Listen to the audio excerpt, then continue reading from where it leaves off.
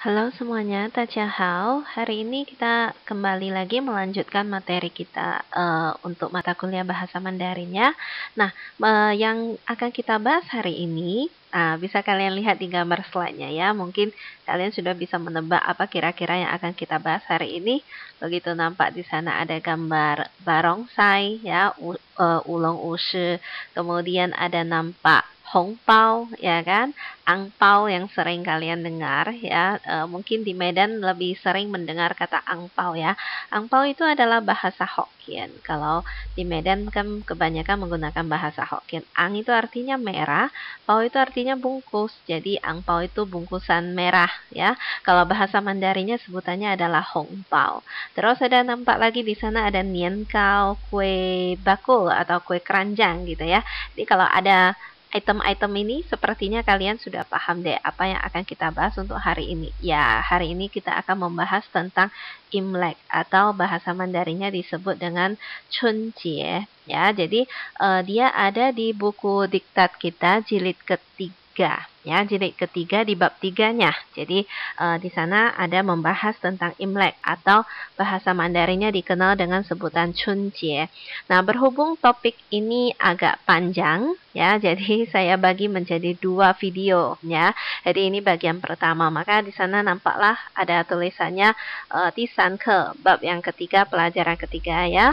Chunjie, Chunjie itu artinya Imlek, terus dalam kurung 1, ya, itu artinya bagian pertama, bagian yang ke-1 bagian pertama ya. Oke. Jadi hari ini kita akan membahas tentang Imlek ya, tentang Chunjie. Oke, sebelum kita mulai membahas tentang Imlek, ada beberapa kosakata terlebih dahulu yang harus kalian pelajari yang ada hubungannya dengan Imlek, dengan Chunjie ya.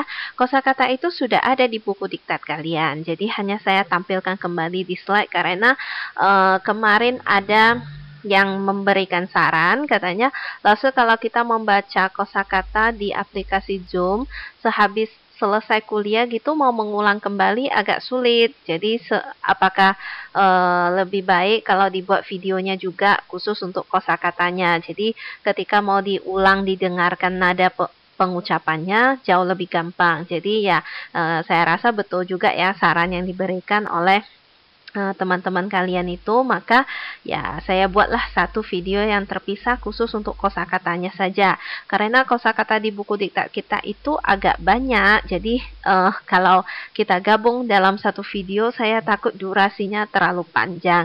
Jadi saya pisah menjadi 2 video. Nah, di video yang pertama ini itu adalah tentang kosakata saja, ya, tentang penjelasan tentang kosakata di buku diktat kita saja, ya. Tetapi untuk penjelasan ke materi pokok kita, kebacaan atau hal-hal yang lebih ke topik utama dari pembahasan kita, itu mungkin akan saya buat di video yang selanjutnya ya, yang Imlek bagian kedua Chunjie ya. Oke. Jadi di video ini hanya membahas kosakata saja, dan mungkin kalau kalian mau mengulang kembali untuk mendengarkan bagaimana cara pengucapannya, mungkin jauh lebih gampang kalau menggunakan video di YouTube. Jadi setiap saat aja bisa kalian putar kembali. Oke. Nah, jadi sekarang kita masuk dulu ke kosakatanya.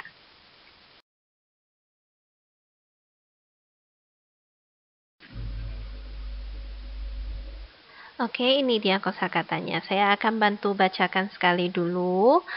Setelah itu kalian di depan layar masing-masing boleh, kalau bisa ya ikutin juga ya membacanya. Jadi saya bacakan satu kosakata, saya baca 3 kali. Kalian silakan ikutin di layar masing-masing. Oke, kita mulai dari yang pertama dulu ya. Nongli, nongli, nongli. 正月，正月，正月，初，初，初，春节，春节，春节，重大，重大，重大，传统，传统。传统，节日，节日节日历史历史历史庆庆庆丰收丰收丰收例如例如例如大扫除大扫除大扫除办年货办年货办年货以及Oke, nah saya akan menjelaskan arti dari masing-masing kosakata ini terlebih dahulu sebelum kita lanjut kosakata di halaman berikutnya ya. Oke, kita mulai dari yang pertama dulu. Nongli, nongli itu artinya adalah kalender lunar atau ada juga yang menyebutnya kalender Tionghoa, sama ya. Jadi Nongli itu adalah kalender yang penanggalannya itu berbeda dengan penanggalan Masehi. Kalau penanggalan Masehi kan kita menggunakan matahari sebagai pedomannya, tapi kalau Nongli atau kalender lunar ini menggunakan bulan sebagai pedomannya ya. Jadi di video yang sebelumnya kalian kan pernah mempelajari bagaimana cara menyebutkan tanggal, bulan, hari ya dalam bahasa Mandarin kan gitu ya. Nah, ini nanti akan saya ajarkan juga gimana cara menyebutkan penanggalan berdasarkan kalender lunar. Jadi sebetulnya prinsipnya sama, cuma ada sedikit perbedaannya dibandingkan dengan kalender yang Masehi ya. Kalender Masehi bahasa Mandarinnya disebut Yangli. Yang itu dari kata Taiyang, artinya adalah matahari. Jadi kalender berdasarkan penanggalan dengan menggunakan matahari gitu ya. Atau ada juga yang menyebutnya Xinli. Xin itu artinya baru, karena dulu negara Tiongkok kan menggunakan penanggalan lunar ini ya, menggunakan Nongli ini. Jadi mereka setelah sudah ada orang asing masuk ke negara Tiongkok membawa penanggalan dengan menggunakan kalender Masehi, maka orang Tiongkok dulu menyebutnya itu Xinli. Artinya kalender yang baru gitu, penanggalan yang baru yang berbeda sistemnya dengan sistem yang lama. Maka kalender lunar ini ada juga orang yang menyebutnya Ciuli. Ciu itu artinya lama. Jadi kalender yang lama, penanggalan yang lama gitu ya. Nah, jadi itu adalah Nongli. Beda antara kalender lunar ini dengan kalender kalender Masehi yang kita gunakan biasa itu bedanya apa?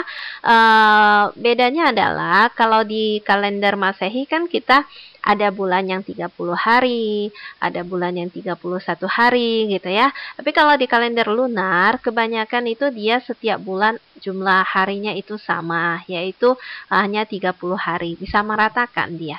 Jadi yang 31 tanggal 31 itu dikemanakan harinya kan gitu. Itu akan dikumpul-kumpul, kemudian dia akan berubah menjadi yang namanya Runyue, bulan Run gitu. Jadi di satu tahun tersebut kalau ada Runyue dia ada 2 bulan yang double gitu. Jadi dia bisa Run Siyue, double-nya di bulan 4, double-nya di bulan 3, kayak gitu dia. Jadi kadang kalau kalian lihat mungkin di rumah atau di rumah kawanmu yang suku Tionghoa mungkin akan temukan ada kalender terus ada tulisan-tulisan bahasa Mandarinnya gitu. Nah, itulah namanya Nongli. Jadi penanggalannya beda. Maka kalau suku Tionghoa biasanya dia ada 2 ulang tahunnya. Satu namanya Yangli Senri, itu yang biasa yang di KTP ya, ulang tahun berdasarkan kalender Masehi.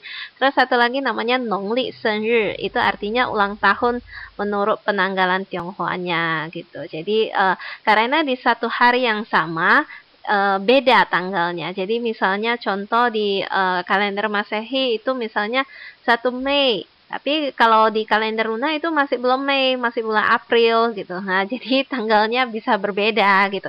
Makanya kadang kalau kalian lihat, ini kan kita membahas ini Imlek ya. Imlek kan Chunjie. Chunjie itu adalah tahun baru. Tahun baru Tionghoa ya. Jadi dia itu terjadinya di bulan 1 tanggal 1 kalender lunar, bulan 1 tanggal 1. Tetapi kalau kita lihat di kalender Masehinya, setiap kali Imlek kan tanggalnya beda-beda ya. Dia kadang bisa Februari, bisa awal Februari, bisa pertengahan Februari, bisa juga mendekati akhir Februari gitu. Karena itulah dia beda pedoman penanggalannya. Satu menggunakan matahari, satu menggunakan bulan. Itu dia bedanya ya. Jadi itu sekilas gambaran supaya kalian bisa memahami apa sih itu Nongli. Kenapa kalender Tionghoa kok beda gitu tanggalnya ya dengan kalender Masehi, itu dia. Oke, kemudian kita lanjut kosakata yang kedua. Di situ ada kata Chen-yue. Chen-yue itu artinya bulan pertama atau bulan Januari gitu. Bulan Januari versi Tionghoanya ya. Oke. Jadi kalau misalnya kemarin waktu kita belajar tanggal, kita bilang bulan 1 atau bulan Januari kan kita bilang Iyue ya kan. Tapi kalau dia itu kalender lunar, pengucapannya bukan pakai 1, bukan pakai i, tapi bulan satunya khusus ada pengucapannya namanya Chen Yue. Ya, Chen Yue itu artinya bulan pertama, ya, bulan ke-1 ya. Nah, kemudian Chu ini ada dua artinya. Satu itu artinya awal, ya, Cui Chu paling awal, beginning, mulanya gitu, itu artinya. Nah, selain artinya awal, Chu itu dia juga bisa dipakai untuk penanggalan menurut kalender lunar. Cara penggunaannya bagaimana? Itu nanti ada di video yang bagian kedua. Nanti di situ akan kita buat contoh sekaligus mengajarkan kalian gimana cara menyebutkan tanggal dalam kalender lunar ya. Pengucapannya ada sedikit berbeda dengan tanggal yang kita sudah pelajari di kalender Masehi, ada sedikit bedanya ya. Oke, itu nanti. Jadi kita skip dulu, nanti di video kedua ada penjelasannya yang lebih mendetail. Oke, kita lanjut kosakata kita yang berikutnya. Di situ ada kata Chunjie, itulah judul dari topik yang akan kita bahas hari ini, Imlek Chunjie. Jadi Chunjie itu adalah tahun baru suku Tionghoa, maka dia itu di bulan 1 tanggal 1. Karena dalam bahasa Mandarin kan dia tahun bulan tanggal ya, beda urutannya. Jadi bulan 1 tanggal 1, Chen Yue Chu Yi itulah Chunjie ya, bulan 1 tanggal 1 ya, itu Chunjie. Jadi dalam tradisi Tionghoa itu ada beberapa hari raya atau hari besar gitu yang penting gitu. Salah satunya yang paling penting adalah tahun baru kan, itulah Chunjie atau Imlek ya. Oke, jadi di Indonesia kita juga ada libur untuk merayakan Imlek ya. Jadi mungkin kalian juga nggak ikut merayakan tapi pun tahu lah ya, karena di sekeliling kan nampak oh Imlek itu kesan yang paling berkesan di Imlek biasanya ketika saya tanya adalah angpao laosu katanya ya. Angpao itu bahasa Mandarinnya hongpao. Hongpao itu bungkusan merah artinya. Hong itu merah, pao itu bungkus. Jadi bungkusan merah hongpao ya. Iya, semua orang sangat menyukai angpao ya kan. Angpao itu bahasa Hokkien. Mungkin karena di Medan kan lebih banyak ngomong bahasa Hokkien, jadi kalian mengira itu angpao itu bahasa Mandarin, bukan ya, bahasa Mandarinnya hongpao ya, tapi kalau bahasa Hokkiennya itu angpao ya. Oke, jadi itulah tentang Imlek. Nanti penjelasannya kira-kira tentang apa aja yang sering dilakukan ketika Imlek, atau hal-hal apa aja yang menarik, atau kenapa bisa ada tradisi misalnya harus mengenakan baju-baju merah atau apa gitu, tradisi yang berhubungan dengan Imlek, itu mungkin nanti akan kita jelaskan di video yang berikutnya ya, karena di sana ada sebuah bacaan. Kalau kalian lihat di buku diktat kalian juga nampak di situ ada 2 paragraf bacaan yang menjelaskan tentang kegiatan-kegiatan selama tahun baru Imlek ya. Jadi nanti sekalian aja di sana dijelaskan. Oke, kita lanjut ke berikutnya lagi kosakatanya. Di sana ada kata congta. Congta itu artinya penting. Kalau kita buka, kita pisahkan katanya ya. Cong itu artinya adalah berat. Jadi kalau misalnya kamu mengangkat suatu koper yang sangat berat, bisa kamu bilang hencong. Hen itu kan sudah kita pelajari, hen itu artinya sangat ya. Hencong, sangat berat gitu.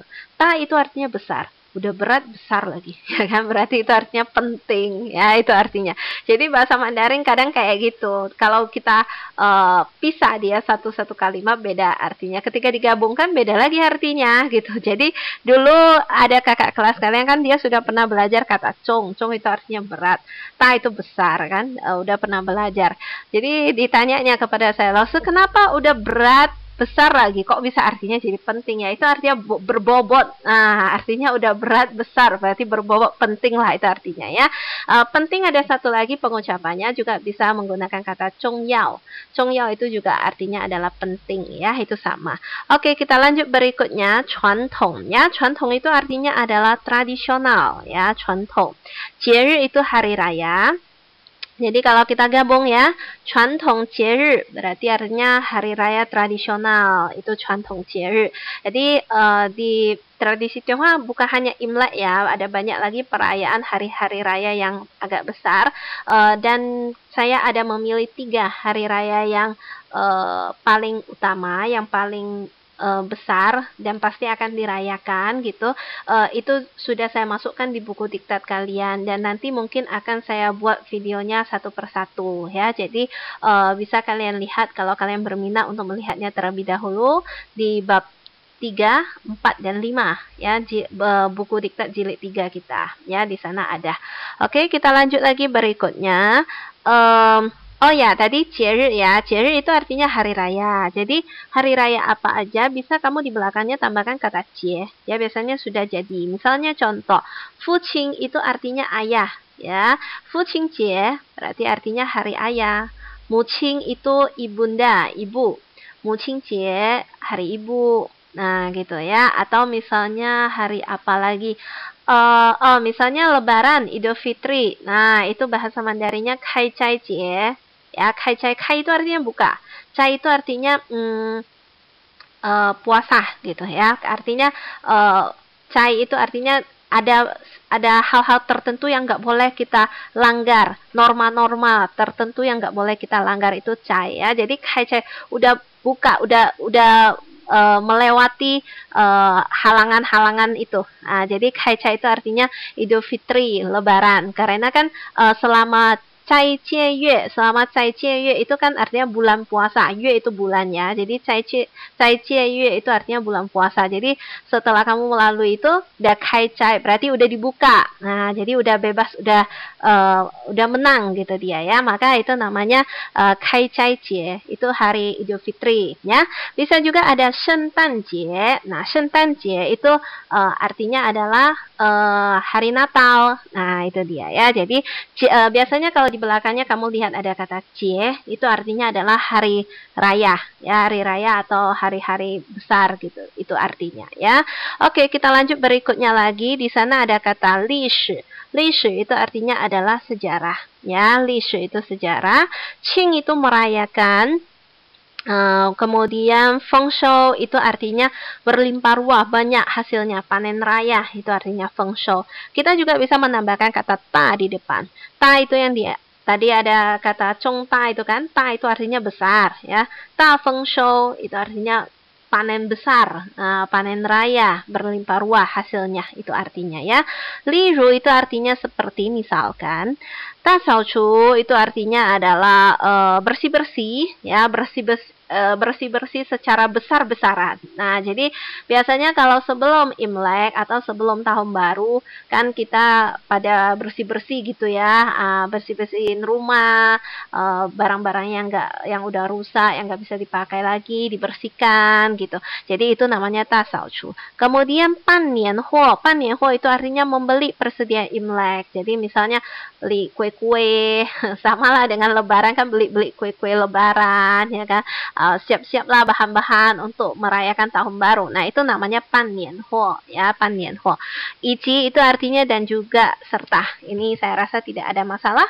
Oke, setelah yang pertama kosakatanya sudah, kita lanjut ke halaman yang berikutnya ya.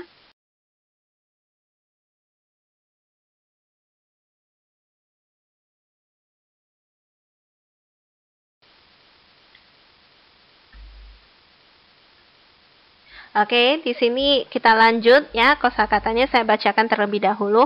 Ke shi ke yang, ke shi ke yang, ke shi ke yang. Min su huo dong, min su huo dong, min su huo dong. Mu di, mu di, mu di.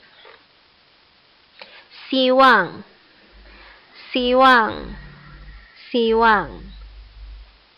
生活，生活，生活，更，更，更，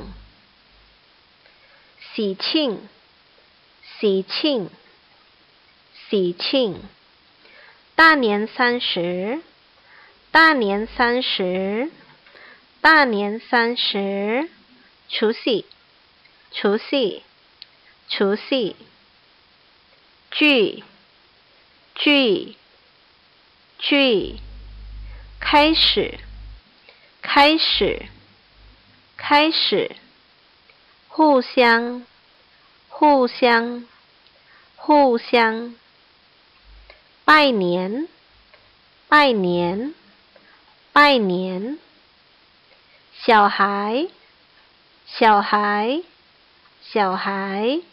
Oke, kita jelaskan satu persatu terlebih dahulu ya. Di sini ada kata ke, shi, ke, yang. Ke itu artinya masing-masing, ya, masing-masing. Shi itu tipe, ke itu masing-masing, yang itu model. Jadi masing-masing tipe, masing-masing model. Berarti artinya adalah bermacam-macam. Itu artinya kesekeyang, ya. Oke, kesekeyang artinya tipe apapun ada, model apapun ada. Itu artinya kesekeyang, ya. Misalnya kita bilang kesekeyang de ren, orang yang bermacam-macam. Ada bermacam-macam tipe, ya kan, orang yang berbeda-beda, berbagai jenis, itu artinya kesekeyang. Kesekeyang de ifu, bermacam-macam baju yang berbagai jenis, bermacam-macam jenis baju, itu artinya, ya. Kesekeyang de pao-pao, berbagai jenis tas dan sebagainya. Itu bisa kamu gunakan kata kesekeyang. Oke, kita lanjut lagi berikutnya minsu hotong. Minsu itu artinya ada istiadat, hotong itu kegiatan. Minsu hotong itu artinya adalah kegiatan ada istiadat. Nah, jadi ketika Imlek itu banyak kegiatan ada istiadat yang berbeda-beda menurut lokasi yang berbeda, ada istiadatnya mungkin berbeda. Nah, itu dia ya. Tapi pada umumnya intinya ada beberapa yang di setiap daerah pasti ada ya, tapi ada juga yang agak spesial, mungkin hanya di daerah tertentu yang ada kegiatan ada istiadatnya, atau di keluarga tertentu yang udah tradisi keluarganya. Nah, itu namanya minsu hotong. Contohnya minsu hotong seperti misalnya biasanya ya, bagi yang mungkin orang Tionghoa tapi dia yang agamanya Konghucu atau agama Buddha begitu, mungkin ketika mendekati tahun baru, nah mereka akan pergi ke wihara untuk sieshen, untuk berterima kasih kepada langit, gitu, karena selama tahun ini sudah melindungi mereka gitu. Kemudian ada lagi misalnya dekat-dekat nanti tahun baru, mereka ada ngambil satu baju gitu, pergi ke wihara, terus bajunya itu distempel dengan cap-cap merah, terus dikasih pakai, jadi supaya selama tahun ini nanti dilindungi ya. Itu contoh-contoh kegiatan ada istiadat ya.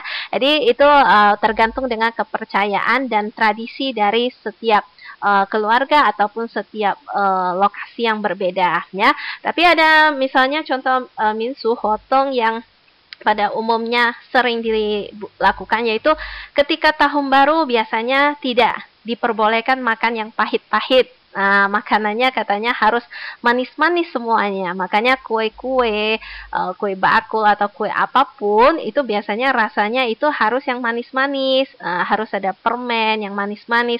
Jadi supaya katanya hidupnya jangan pahit selama tahun itu, manis hidupnya. Nah, itu contoh-contoh minsu hotong, atau menggunakan pakaian yang berwarna merah-merah gitu. Nah, itu kalau yang pakaian yang berwarna merah-merah itu dia ada hubungannya dengan cerita legenda tentang asal mula Imlek ini ya.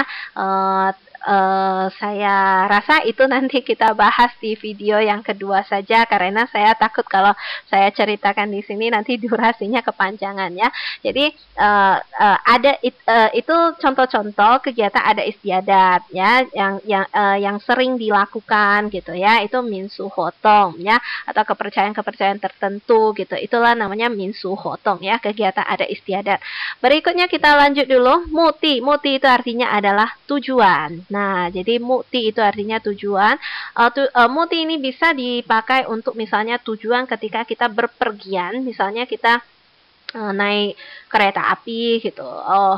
Tujuan kita pergi ke kota Bandung misalnya. Jadi kita bisa bilang 我们的目的地 ya, lokasi tujuan kita 是万隆 adalah Bandung misalnya kayak gitu. Jadi itu multi bisa untuk yang lokasi yang mau kita tuju bisa juga untuk hal yang ingin kita capai. Itu juga bisa pakai kata multi. Jadi tujuan kita, nah gitu dia ya, itu bisa ya. Oke, lanjut berikutnya, siwang. Siwang itu artinya harapan ya, atau bisa juga artinya semoga. Jadi misalnya saya bilang, siwang ni kei jiankang, semoga kamu bisa sehat ya. Oke, misalnya ada teman yang sakit, siwang ni zaorir kangfu, semoga kamu cepat sembuh gitu ya. Atau bisa juga kita menyebutkan siwang ini artinya harapan. You siwang, ada harapan, punya harapan ya. You kan ada punya. Kalau tidak ada apa? Nah, itu loh yang selalu kalian jawab asal saya tanya you wenti ma, ada pertanyaan, punya pertanyaan. Kalian kan selalu jawabnya meyo, tidak ada ya kan. Jadi meyo itu artinya tidak ada ya. Jadi meyo siwang, tidak ada harapan. Meyo siwang le, sudah tidak ada harapan lagi ya. Jadi siwang itu artinya bisa semoga, bisa harapan. Oke. Shenhuo itu kehidupan ya. Keng itu semakin. Keng hao, semakin baik. Saya tambahkan lagi kalimatnya. 明天会更好, besok bisa semakin baik. Itu kan judul lagu ya kan. Kalau kalian suka dengar lagu bahasa Mandarin itu ada judul lagunya 明天会更好 ya kan. Inilah tulisannya. Keng itu artinya semakin ya. 更好 semakin baik, 更快 semakin cepat, 更进步 semakin maju, nah dan sebagainya ya. Jadi keng itu artinya adalah semakin.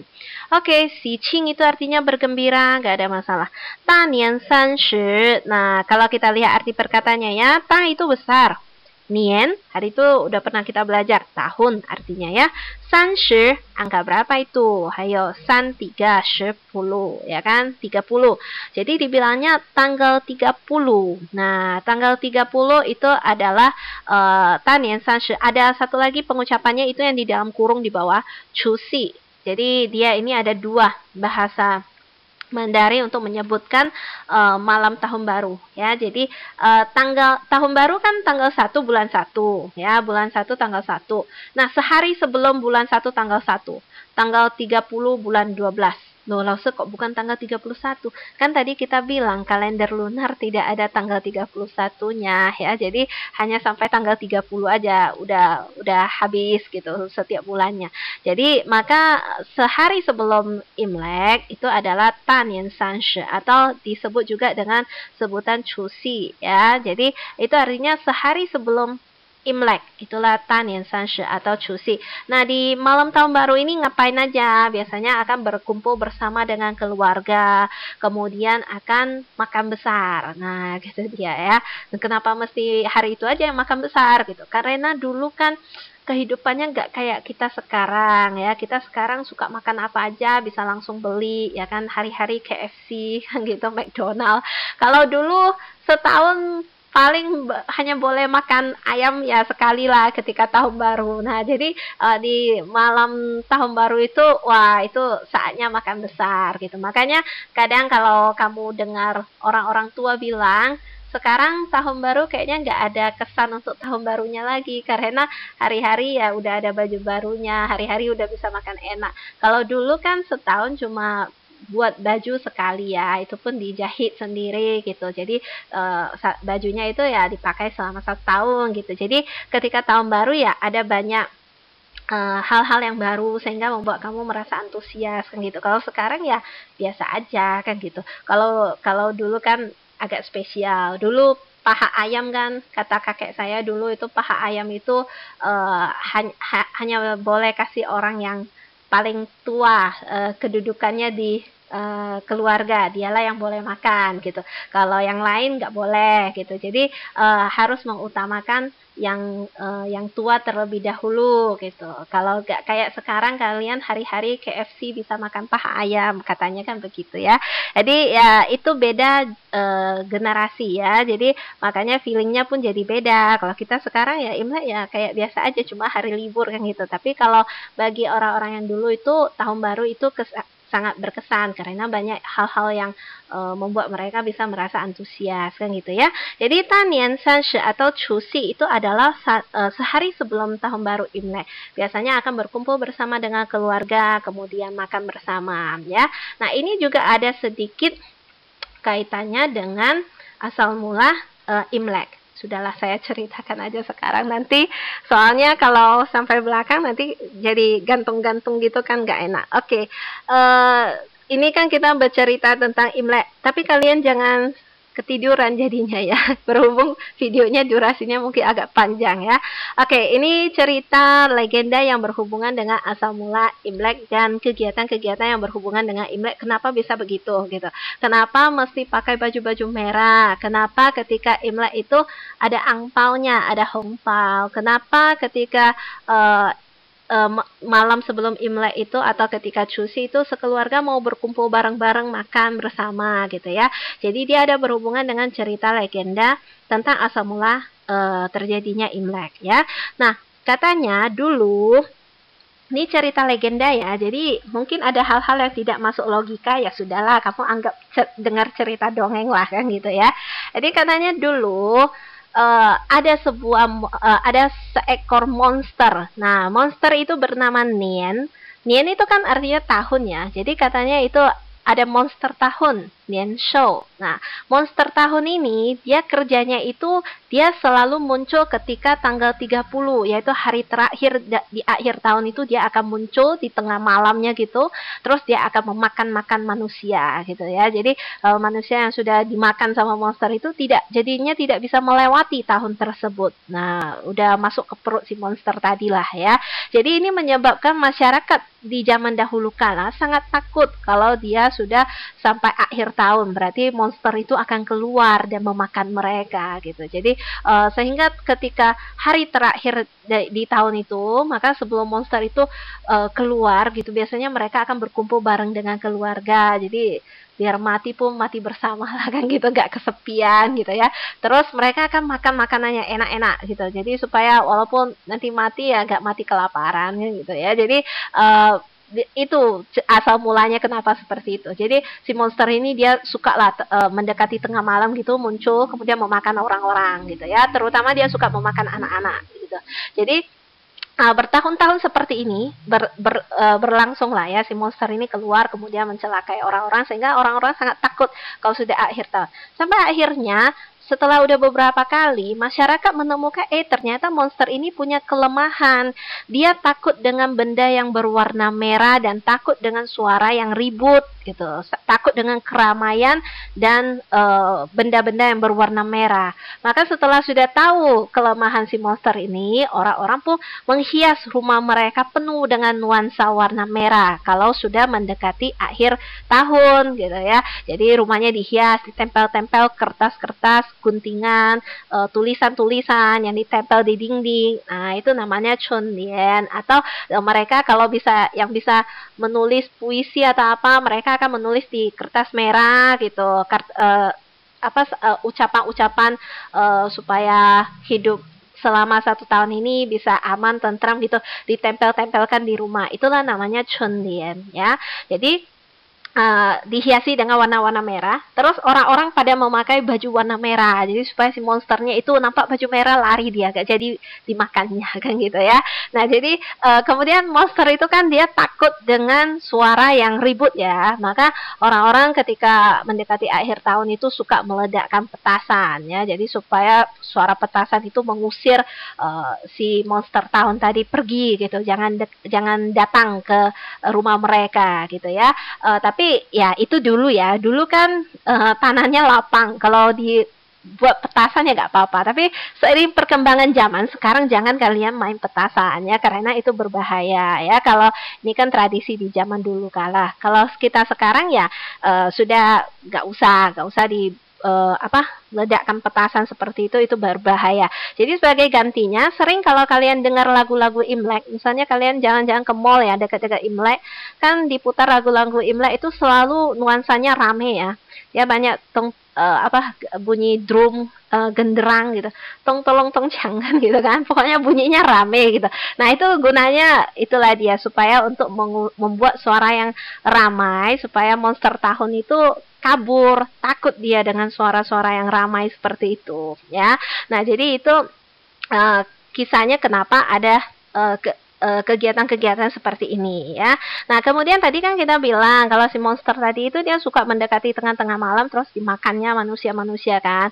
Nah kalau orang dewasa kan bisa ya jangan tidur supaya begitu monster datang lari kan gitu. Tapi anak-anak kan kadang kalau sudah ngantuk ya ketiduran dia. Jadi monster itu suka memakan anak-anak. Maka para orang tua supaya anaknya itu selamat, mereka itu akan meletakkan sebuah uang yang dimasukkan ke dalam bungkusan berwarna merah karena si monster kan takut dengan warna merah. Kemudian uang itu ditaruh di dekat tempat tidur si anak tadi. Jadi supaya monster itu datang mau makan, nampak warna merah lari dia. Nah, itulah asal mula hongpao. Maka hongpao itu atau angpao ya, ada nama lainnya, namanya adalah ya sui qian. Ya itu artinya menekan, sui itu umur, qian itu uang. Uang untuk menekan umur supaya tidak dibawa lari sama si monster tadi. Nah, itu asal mula kenapa ada angpao, ada hongpao ya.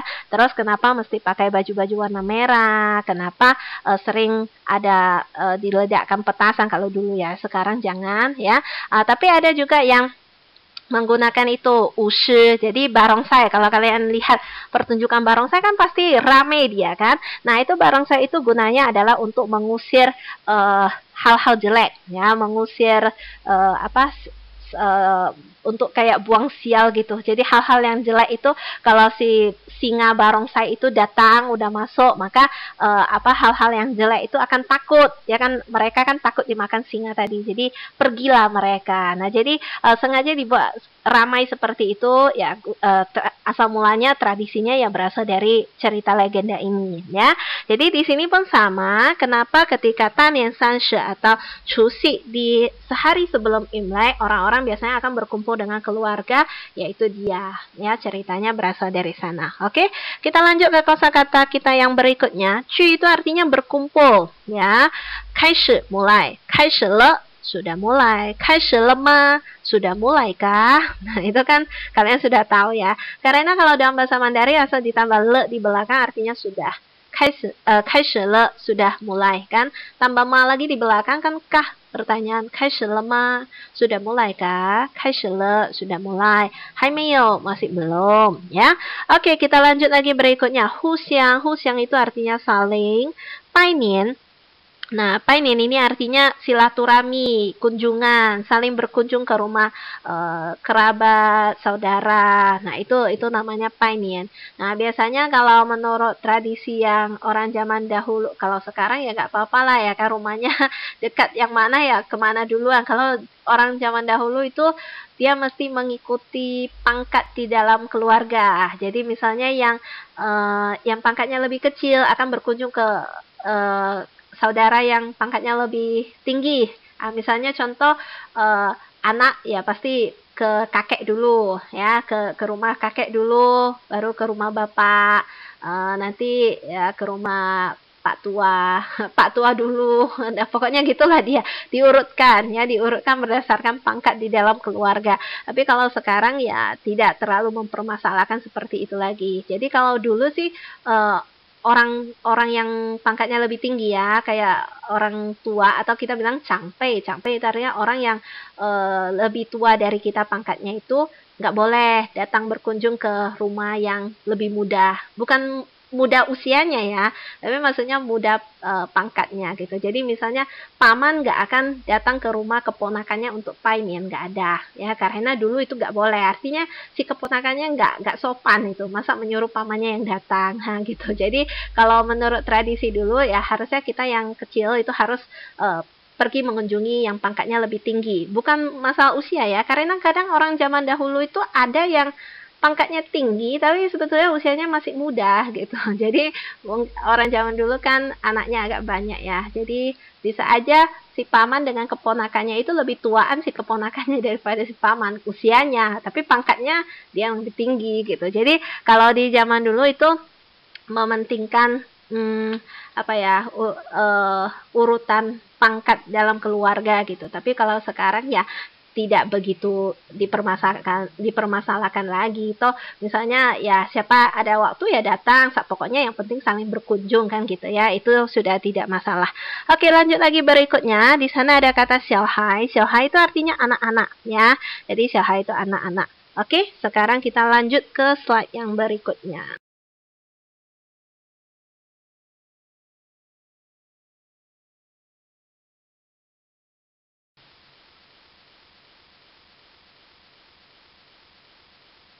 Oke, kita lanjut ya. Saya bacakan dulu. Hongbao, hongbao, hongbao. Ya sui qian, ya sui qian, ya sui qian. Qi jian, qi jian, qi jian. Chuan, chuan, chuan. Tie, tie,贴，春联，春联，春联，灯笼，灯笼，灯笼，年糕，年糕，年糕，放鞭炮，放鞭炮，放鞭炮，舞龙舞狮，舞龙舞狮。舞龙舞狮，喜气洋洋，喜气洋洋，喜气洋洋。不，不，不，发财，发财，发财。表演，表演，表演。危险，危险，危险。Oke, kita jelaskan terlebih dahulu lah ya. Oke, hongbao atau ya sui qian tadi sudah ada penjelasannya, ya nggak usah saya ulangi lagi lah ya. Qi jian itu artinya selama periode tertentu gitu ya. Misalnya saya bilang inian qi jian selama 1 tahun gitu ya. Chuan itu artinya memakai, chuan ifu memakai baju. Ya, itu arti dari kata chuan. Tie itu artinya menempel, tidak ada masalah lah ini ya. Chunlian tadi juga sudah dijelaskan, itu tulisan yang ditempel-tempel di rumah ketika Imlek, tulisan di kertas-kertas warna merah gitu, yang ditempel di rumah, dinding rumah gitu ketika Imlek, itu namanya chunlian ya. Tenlong itu artinya lampion. Di samping slide kita ada itu contohnya taci, tali tulisan di lampionnya ya. Jadi tenlong itu artinya adalah lampion. Hong tenlong, lampion merah, itu dia ya. Jadi kadang saya kasih contoh begini terus dibilang sama saya, lampion ya pasti merah lah ya kan, mana ada lampion yang warna lain. Enggak loh, ada lampion yang warnanya bukan warna merah ya. Pai tenlong misalnya lampion putih. Lampion putih itu nah jadi ini juga satu tradisi ya. Dulu kan belum ada lampu listrik begini ya. Jadi dulu penerangannya kan menggunakan ini ya, lampion ya. Maka di depan pintu rumah di zaman dahulu biasa itu ada digantung lampion ya.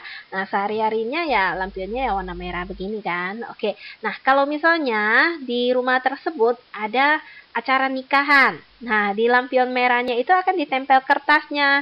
Nah, di situ contoh yang di slide kita kan tulisannya taci, tali artinya segala sesuatu itu berjalan dengan baik, berjalan dengan lancar, itu taci, tali ya kan. Tapi kalau di sana ditempel dengan tulisan si. Si itu yang ada dua tulisan si. Ya udah nanti saya ketika di grup mungkin saya tunjukkan ya tulisannya karena di sini agak sulit saya menuliskannya ya.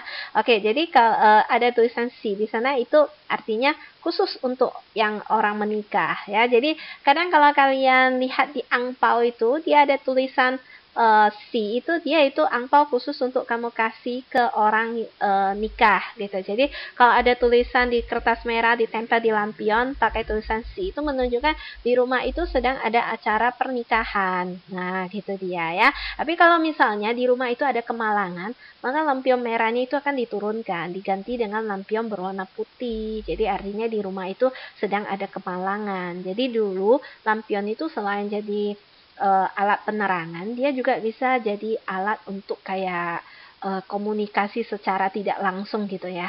Jadi sama kayak di Indonesia kan kadang kalau ada acara apa kan ditaruh apa kayak bambu gitu ya di depan jalan itu, terus entah ada janur warna apa, maksudnya apa kan gitu. Nah, seperti itu dia kira-kira bentuknya ya. Jadi tenlong itu artinya lampion, dan lampion itu tidak selamanya warna merah ya. Kebanyakan memang warna merah, tapi ada juga yang warna yang lain ya.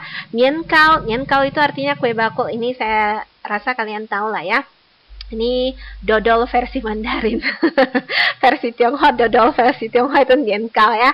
Jadi dia dibuat dari beras ketan gitu, jadi legit-legit gitu kayak dodol gitulah ya, cuma ini niankao itu kue bakul ya. Fang pianpao artinya melepaskan petasan atau meledakkan petasan. Fang itu artinya melepaskan, pianpao itu petasan, melepaskan petasan berarti meledakkan petasan ya. Ulong ushi itu pertunjukan barongsai ya, pertunjukan barongsai ulong ushi. U itu menarikan, long itu naga, u itu menarikan, shi itu singa. Menarikan naga, menarikan singa. Jadi barongsai yang sering kalian lihat di Medan kebanyakan itu barongsai yang singa, ushi ya, yang singa, yang dua orang jadi seekor singa gitu, satu jadi kepalanya, satu lagi di belakangnya kan gitu ya, jadi buntutnya gitu. Nah, itu ushi. Tapi ada juga yang ulong. Ulong itu dia agak jarang mungkin di Medan ya, tapi dia itu ada. Cuma kalau ulong itu dia butuh orangnya lebih banyak. Jadi dia ada seekor naga gitu panjang kan, terus di bawahnya ada dibuat bambu-bambu gitu untuk mengangkatnya. Terus nanti ada puluhan orang baris-baris gitu menjadi naga tersebut. Terus naganya meliuk-liuk gitulah. Nah, itu ulong. Nanti gambar ilustrasinya mungkin ada di belakang ya, di belakang slide-nya. Nanti bisa kalian lihat itu ulong. Jadi ulong ushi itu barongsai ya. Jadi barongsai itu ada yang naga, ada yang singa. Cuma kebanyakan kalau kita di Medan lihatnya itu adalah ushi ya, yang singa. Oke, si ciyangnya itu artinya gembira, ria, sukacita, gak ada masalah ya. Pu itu artinya langkah, ipu, satu langkah. Dua langkah apa? Kalau satu langkah kan ipu. Kalau dua langkah yang benar itu erpu atau liangpu. Nah, kan angka 2 ada dua pemakaiannya ya kan. Kalau mau menyatakan jumlah kita harus menggunakan liang. Jadi yang betul adalah liangpu ya. Sanpu 3 langkah, sepu 4 langkah dan seterusnya ya. Facai artinya kaya raya. Jadi ini juga satu hal yang sering saya tanya kepada mahasiswa. Saya nanya, kalian tahu nggak apa itu artinya kongsi facai? Ya, kan sering kalian bilang kayak gitu kan, kongsi facai, pas Imlek kongsi facai gitu. Itu artinya apa sih? Banyak yang berkata kepada saya, selamat tahun baru. Bukan, kalau selamat tahun baru bahasa Mandarinnya Xin Nian Kuai Le, ya kan? Jadi kongsi facai itu bukan selamat tahun baru. Kongsi itu artinya selamat. Kongsi itu bisa kamu sebutkan kepada orang untuk segala hal yang sifatnya itu menggembirakan. Kamu bilang congratulations, selamat, itulah kongsi. Jadi misalnya ada yang naik jabatan, kongsi-kongsi. Ada yang menikah, kongsi-kongsi. Ada yang misalnya pokoknya yang sifatnya gembira lah ya, itu selamat itu kongsi ya. Di wisuda misalnya kongsi selamat ya. Oke, jadi facai itu artinya kaya raya. Jadi kongsi facai itu artinya selamat Anda kaya raya, selamat Anda murah rezeki, itu artinya ya. Karena berikutnya kamu mau minta angpau, jadi kamu bilang dulu kongsi facai, selamat Anda kaya raya. Maka yang mendengarnya senang, maka dikasihlah hongpao, dikasih angpao. Jadi kongsi facai itu bukan satu-satunya ucapan ketika tahun baru Imlek, bukan. Ada banyak yang lain. Misalnya kamu bisa bilang xin xiang shi chen ya. Hal yang kamu pikirkan di hati, keinginanmu itu akan terkabul. Misalnya wan shi ru yi, segala kehendakmu itu sesuai segala kehendakmu itu nanti bakalan terkabul. Misalnya senti jiankang, badannya sehat dan sebagainya. Ada banyak ucapan yang lain selain kongsi facai. Cuma karena mungkin itu yang paling sering diucapkan atau paling sering kalian lihat di brosur-brosur atau pamflet gitu, sehingga kalian jadinya salah persepsi mengira Kung Si Fa Cai itu artinya selamat tahun baru. Enggak, selamat tahun baru itu Xinian Kuai Le, itu selamat tahun baru. Kung Si Fa Cai itu artinya selamat Anda murah rezeki, Anda kaya raya, itu artinya ya. Biao Yan itu artinya pertunjukan, Wei Xian itu bahaya, gak ada masalah ya. Kayaknya ada satu lagi kosakatanya. Coba saya lihat. Oh iya betul, ada satu lagi. Xiao Xin itu artinya hati-hati. Jadi kalau misalnya kamu bilang sama temanmu, hati-hati di jalan, bahasa Mandarinnya Lu Sang Xiao Xin. Lu itu artinya jalan, Sang itu di atas. Lu Sang di atas jalan, Xiao Xin hati-hati. Lu Sang Xiao Xin, hati-hati di atas jalan, hati-hati dalam perjalanan, hati-hati di jalan. Itulah artinya ya. Oke, nah kosakata kita kayaknya sih sudah selesai. Mari kita lanjut ke slide yang berikutnya ya.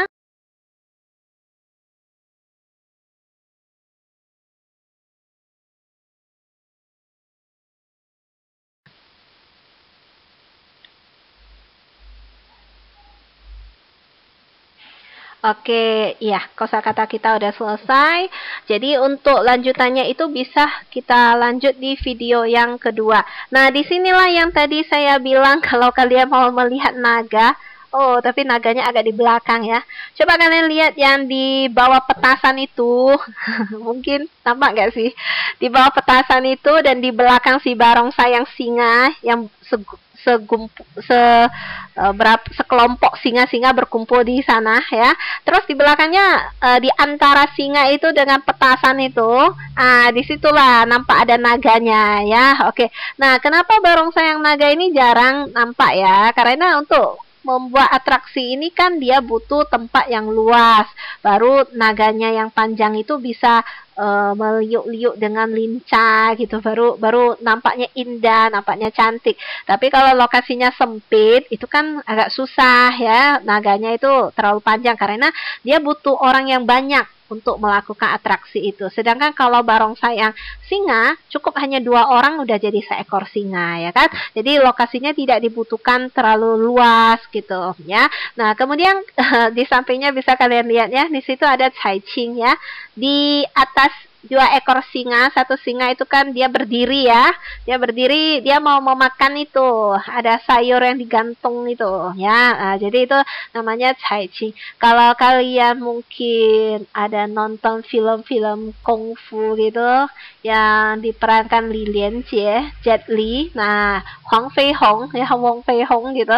Nah, di situ kan orang itu ada atraksi barongsai ini juga ya. Jadi atraksi barongsai itu ada kalau kalian lihat mungkin di YouTube saya rasa banyak kok ya, di perlombaan atau apa itu biasanya ada ya. Nah, kemudian di gambarnya di situ juga ada kue bakul atau kue keranjang atau nian kao yang di sebelah paling kiri ya, di atas angpau itu. Nah, nampak itulah bentuk nian kao. Bagi yang belum pernah lihat misalnya ya, kalau ada yang belum pernah melihat atau belum pernah tahu gimana sih itu nian kao. Nah, seperti itulah dia bentuknya ya. Nanti dekat-dekat Imlek kamu bolehlah coba beli 1 biji untuk kamu rasakan rasanya. Rasanya ya manis-manis gitu aja sih ya, kayak dodol gitulah. Oke. Nah, jadi itu pas pula saya nampak ada gambar ilustrasinya, bisa dijelaskan. Nampak kan di situ ada ulong. Itu bentuk naganya seperti itulah, mungkin agak kecil di belakang ya, tapi bisa kalian lihat. Oke, saya rasa cukuplah sampai di sini video untuk kosakata kita di bab 3-nya ya. Untuk penjelasan tentang bacaan, paragraf dan sebagainya dan yang lain, kita lanjut di video yang berikutnya ya. Terima kasih sudah menonton. Sampai jumpa semuanya.